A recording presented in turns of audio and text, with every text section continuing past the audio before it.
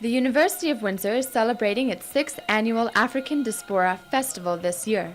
It is a week-long African heritage celebration, honoring the Black culture as well as the contribution of its people. There'll be a variety of events, such as the International African Inventors Museum, featuring inventions of people of African descent. Kayla Clark is the coordinator of AfroFest. It is the first year she is hosting the festival. She got involved to make a difference at the university campus because the need for cultural activities were lacking from the students. AfroFest is something positive, and it brings out a lot of positive things in people, like teamwork, dedication, learn how leadership skills and roles are learned, communication, and the networking that you get to meet with other people and interact with other people.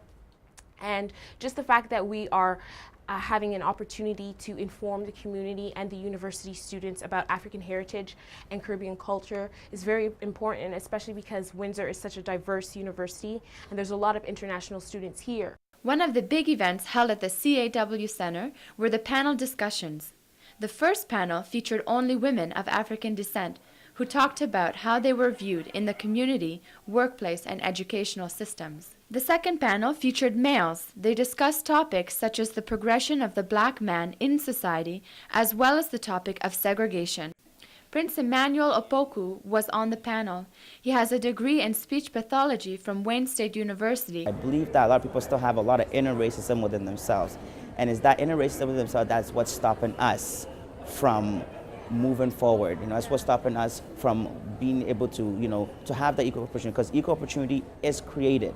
It's created for everybody, and it's very difficult for you to, as a Black man or Jewish or whatever, even you take a foreigner from Asia who would come here, to study here, and maybe get a degree in, I don't know, business or science or engineering, and when it's done, they're still got a job at Microsoft, they got a job at TD Bank and whatnot, and it's not, of course, they went through the same challenges as I went through when I came to Canada, but they dealt with it as not dwelling back on it, because Black people always want to dwell back on what happened instead of looking at this is what happened, this is what we got to do, let's get rid of that inner racism and let's move forward.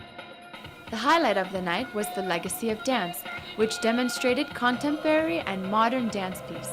AfroFest hopes to broaden its scope within the Windsor community so the highlights of the African achievements can be remembered daily. For Mediaplex News Now, I'm Yolanda Brown.